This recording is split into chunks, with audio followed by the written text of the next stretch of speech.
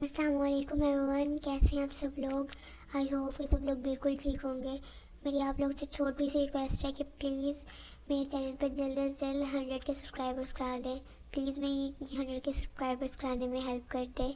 मैंने पहली बार सोबिया की गोल सी झील देखी तो वो इसका दीवाना हो रहा था। इसने सोबिया से कहा कि अगर इजाज़त हो तो मैं झील के अंदर उतर जाऊं। जिस तरह वो उंगलियों से झील के नरम गरम किनारों को छू रहा था, सोबिया को भी अच्छा लगने लगा था। इसने फीके से कहा कि दोनों मुकाम तुम्हारे हैं, जहाँ मर्जी काम करो। फीका बहुत खुश हुआ और इसने झील को नरम करना शुरू कर दिया। हालांकि सोबिया की कश्ती अभी तक बिल्कुल वैसी की वैसी थी। फीका इसके अंदर दाखिल नहीं हो सका था। वो चाहता तो एक ही कोशिश में उतर सकता था, लेकिन वो सोबिया की उम्र का ख्याल कर रहा था। जब से इसने गोल सी झील देखी थी तो वो इस पर मर मिटा था। फीके की सारी तवज्जो अब सोबिया की झील पर मरकोज थी। झील के अंदर जाने वाला रास्ता तो बिल्कुल ही बंद था। अब ये फीके पर था कि वो कितनी देर में रास्ता बना लेता है। सोबिया को फीके की हर हर हरकत अच्छी लग रही थी। फीके ने जब देखा कि मुसलसल डुबाने से झील के किनारे पे चढ़कर नरम हो गए हैं तो वो आराम से इस पर सवार हो गया और अपना चुप्पू झील के अंदर दरमियान रखकर डुबाना शुरू कर दिया। आहिस्ता आहिस्ता दबाव डालने से झील के किनारे खुलने लगे थे, लेकिन ये काम बहुत आराम और हौसले से करने वाला था। जल्दबाजी से झील को नुकसान हो सकता था। सोबिया बहुत मुश्किल से सूरत हाल का मुकाबला कर रही थी। ठंडे मौसम में भी इसको पसीना आने लगे थे। इसको महसूस हो रहा था कि एक नहायत सख्त और बेलचक चीज़ है जो रेंगती हुई झील के अंदर की जानिब जा रही है। फीके ने एक खास किस्म का दबाव बरकरार रखा हुआ था, जिससे काम भी हो जाए और झील की बनावट भी मुतासिर ना हो। वो जानता था कि आज इसकी मेहनत रंग ले आएगी। जल्द ही फीके को चुप्पू का अगला हिस्सा गरम गरम सा महसूस होने लगा। ये एहसास ये इस बात की निशानी थी कि चुप्पू झील की गहराई में डूबता जा रहा है। इसने सोबिया से पूछा कि तुम ठीक हो। सोबिया बोली कि हाँ, मैं अभी तक तो ठीक हूँ, लेकिन आगे का सफ़र मुझे थोड़ा मुश्किल लग रहा है। फीका बोला कि जब इस रास्ते पर चल ही निकले हैं तो फिर परेशानी किस बात की। सफ़र की तकलीफ तो बर्दाश्त करनी ही पड़ेगी। सोबिया बोली कि वो तो कर ही रही हूँ मैं इस पुल लेकिन तकलीफ दे सफ़र में हर लम्हा तुम्हारे साथ खड़ी हूँ। मैं आने वाले वक्त के लिए दैनिक तौर पर तैयार हूँ, इसलिए मुझे परेशान देकर अपने मिशन से पीछे ना हट जाना। फीका सोबिया की बात सुनकर बोला, वाह, तुम तो बहुत बहादुर लड़के, जैसा मुश्किल वक्त तुम्हारे ऊपर है तुम इस पर भी जम कर खड़ी हो। इसमें हिम्मत और बर्दाश्त का फल तुमको ज़रूर मिलेगा और आज ही मिलेगा। सोबिया ने फीके की बात सुनी। तुम बोली, मुझे तुम्हारी सलाहियत पर पूरा भरोसा है।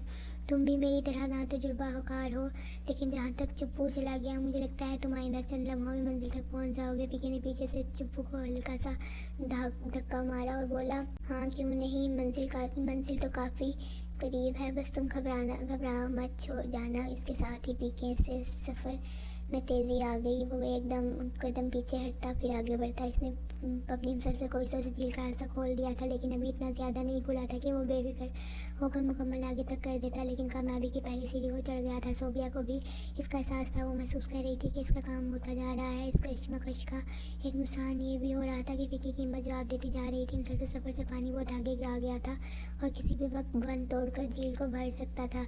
इसकी कोशिश भी यही थी कि जब तक सोबिया की झील के अंदर पूरी गहराई में उतर नहीं जाना चाहे तब तक पानी ना छूटे। वो अपने पानी को रोकने के लिए जितनी कोशिश कर सकता था वो कर रहा था। फिर भी कभी कभार थोड़ा सा पानी रास्ता बनाकर निकल जाता और झील की दीवार को तर कर देता। इसका एक फ़ायदा ये भी हो रहा था कि झील की दीवार अंदर से चिकनी हो जाती थी और काम करना आसान हो जाता था। सोबिया जहाँ बैठी थी, इसने सर झुकाकर काम का जायज़ा लिया तो इसको मालूम हुआ कि आधा सफ़र तमाम हो चुका है, लेकिन आधा अभी बाहर था। इसको फिक्र सताने लगी कि ये इतनी जल्दी नहीं होगा और ख़ासा मुश्किल काम है। वो चाहती थी कि अब जल्दी जल्दी हो जाए ताकि इसे मालूम हो कि ज़्यादा से ज़्यादा क्या हो सकता है। इसने फीके से कहा कि चाचा, तुम मेरा ख्याल करना छोड़ दो और अपना काम मुकम्मल करो, जो होगा देखा जाएगा। फीके ने इसे समझाया कि ऐसा मत कराओ, तुम पछताओगी, ये बच्चों का खेल नहीं है। फिर सोबिया बोली कि मैं जानती हूँ ये बच्चों का खेल नहीं है, लेकिन मैं भी कोई बच्ची नहीं हूँ। इस सफ़र में तुम्हारी बराबर की साथी हूँ। फीके ने जब देखा कि सोबिया पूरी तरह तैयार है और सफ़र का अंजाम देखना चाहती है तो इसने आराम आराम से पीछे हटना शुरू कर दिया, यहाँ तक कि चुप्पू झील से बाहर आ गया। बस इसका अगला हिस्सा ही अंदर था।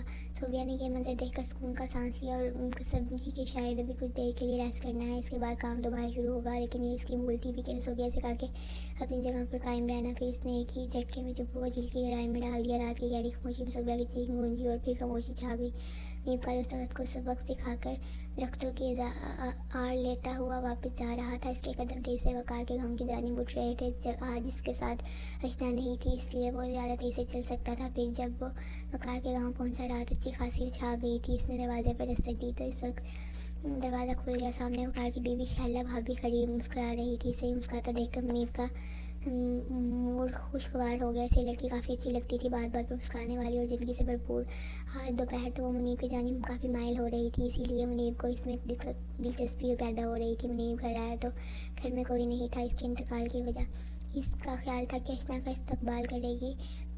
شائلہ بھابی نے منیب کو بتایا کہ اپنے باپ کے انتقال کی وجہ سے وہ کافی پریشان تھی. میں نے اس کو نیند کی گولی دے کر سلا دیا تھا تاکہ صبح تک اس کی ذہنی حالت بہتر ہو جائے. منیب نے کہا, بھابی یہ کام تو آپ نے واقعی اچھا کیا ہے. ارے اس کے آرام کی سخت ضرورت تھی. جس طرح کے حالات سے وہ گزر رہی ہے مجھے اس کی طرف سے پریشانی ہو رہی تھی. شائلہ نے ایک جاندار مسکراہٹ منیب کی جانب اچھالی اور بولی کہ آپ فکر نہ کریں, وہ کل دن چڑھے اٹھے گی. منیب نے کہا, وہ کار بھائی نظر نہیں آ رہے, کیا وہ بھی ڈیوٹی سے واپس آ کر سو گیا ہے؟ شائلہ نے کہا, آج تک اس کی ڈبل ڈیوٹی ہے, شاید وہ آپ کو بتانا بھول گیا تھا. وہ کل دن کو واپس آئے گا. اور اچھا. منیب شائلہ کی بات سن کر تھوڑا حیران ہوا. دراصل شائلہ آج شام کو محلے کے ڈاکٹر سے نیند کی دوا لے آئی تھی اور جانتی تھی کہ آج رات اس کے شوہر بخار کی ڈبل ڈیوٹی ہے, وہ گھر نہیں آئے گا. اس کا پلان یہ تھا کہ اشنا کو کھانا کھلا کر دوا کے ذریعے سلا دے گی اور خود منیب کے ساتھ زبردست رات گزارے گی. شائلہ جتنی حسین تھی اس کی اسی قدر رومانٹک بھی تھی, لیکن اس کی طبیعت کے برعکس اس کا شوہر بخار بالکل ہی ٹھنڈے مزاج کا لڑکا تھا. وہ کبھی بھی شائلہ کو اس کی مرضی کے مطابق خوش نہیں کر پایا تھا. اس وجہ سے شائلہ اپنی پیاس مٹانے کے لیے غیر مردوں کی جانب مائل ہو رہی تھی. منیب کو وقار کے دوست کے طور پر وہ پہلے سے جانتی تھی, لیکن اب منیب کو اپنے گھر دیکھ کر اس نے ایک پلان سوچ لیا تھا جو اس کی مرضی کے مطابق جا رہا تھا. وقار بھی رات کو گھر نہیں تھا اور اشنا بھی گہری نیند میں تھی. اب وہ چاہتی تھی کہ جلد سے جلد منیب پر اپنی پیاس واضح کر دے. منیب کے فریش ہونے تک وہ اس کے لیے کھانا گرم کر چکی تھی. کھانے کے بعد وقار کے کمرے میں چلا آیا. اسی کمرے میں اس نے سونا تھا جبکہ اشنا دوسرے کمرے میں سوئی ہوئی تھی. شائلہ نے جلدی سے رات کو ڈالنے والے کپڑے نکال کر پہنے اور منیب کے پاس چلی آئی. منیب اس کو اپنے پاس دیکھ کر تھوڑا چونک گیا اور بولا, بھابی خیریت تو ہے نا؟